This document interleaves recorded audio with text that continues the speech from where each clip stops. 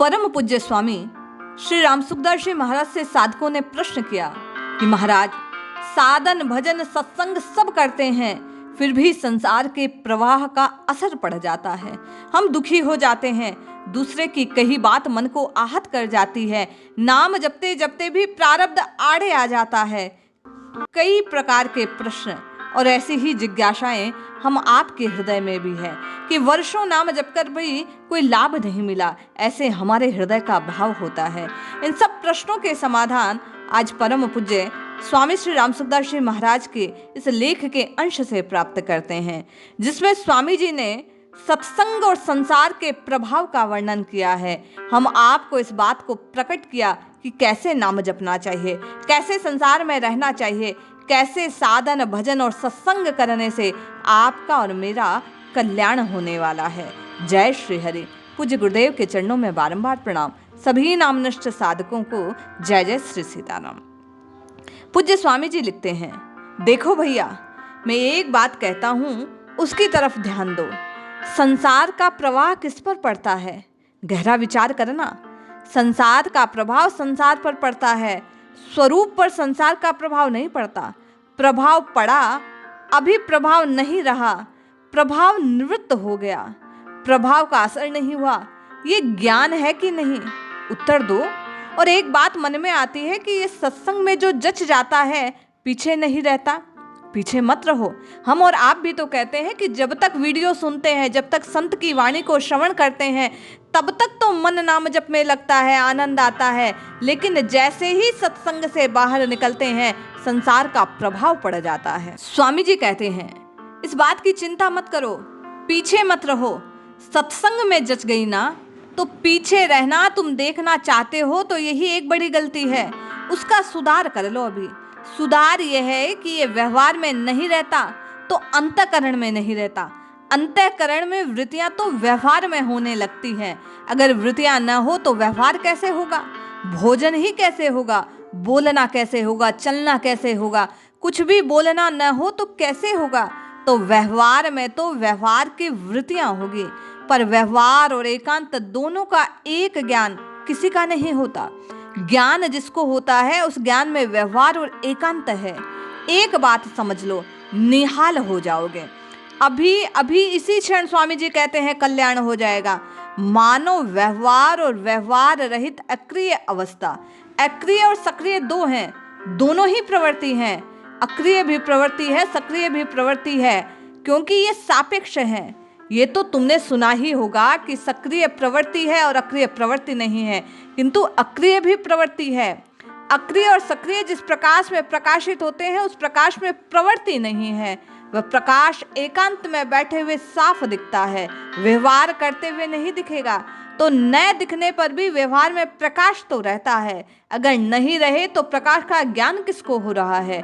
प्रवृत्ति को जानने में आती है ना, तो जाननापन तो रहता ही है। केवल जानना है, उसमें प्रवृत्ति निवृत्ति दोनों है। बड़ी बात साथ है, बहुत सरल है। प्रवृत्ति और निवृत्ति दोनों जिससे प्रकाशित होते हैं, उसके अलावा कुछ नहीं। समझ आया कि नहीं?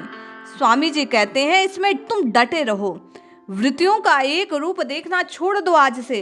वृत्तियां एक रूप बनी रहे ये आज तुम छोड़ दो मेरे कहने से। ये जब तक पकड़े रहोगे तब तक तुम्हें संतोष नहीं होगा। हम चाहते हैं कि एक सा बना रहे। भैया अभी अभी तो पैर रखा है इस मार्ग पर, आज ही कैसे सिद्ध हो जाएंगे? आएंगी जाएंगी, धीरे धीरे व्यवहार होगा, पीछे परमार्थ में रहोगे। क्योंकि वास्तव में नित्य रहने वाली वस्तु तो प्रवृत्ति और निवृत्ति दोनों का प्रकाशक है और वह स्वयं भगवान है। उन्हीं को महत्व देते रहो। वास्तविक तो प्रकाश है। दोनों जिस प्रकार से प्रकाशित हो रहे हैं वह प्रकाश, वह भगवान, वह परम तत्व वास्तविक है।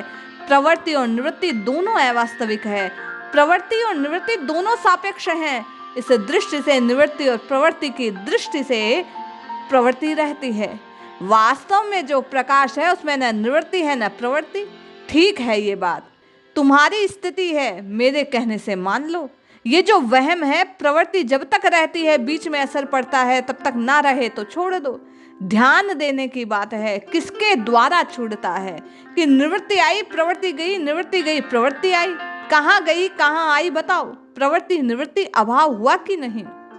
आपको और मुझे तो स्वामी जी के कहे अनुसार नित्य निरंतर राम राम राम राम राम की रटना लगानी है।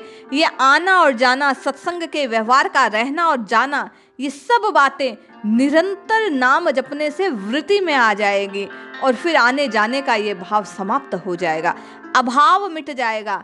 संसार के प्रभाव में बह जाते हैं जिससे संतोष नहीं होता आपको और मुझे। हाँ तो गलती करते हैं, स्वामी जी कहते हैं। संतोष क्यों नहीं होता? इसका कारण है आप समझते हैं कि अंतःकरण निर्विकार रहे। ये आपने पकड़ लिया। अंतःकरण निर्विकार नहीं होता, ये पकड़ने की बात नहीं है। छोड़ दो, अंतःकरण निर्विकार रहना चाहिए, ये छोड़ दो। निर्विकार कैसे रहेगा? जब ये कार्य है प्रकृति का तो ये निर्विकार कैसे हो सकता है? इसमें तो विकार होंगे ही होंगे। नाम जपोगे, मन लगेगा, पुनः निवृत्ति होगी, फिर प्रवृत्ति आ जाएगी। ऐसे करते करते तेल धारावत भजन चलने लगेगा जिससे सत स्वरूप का ज्ञान प्रकाशित होगा।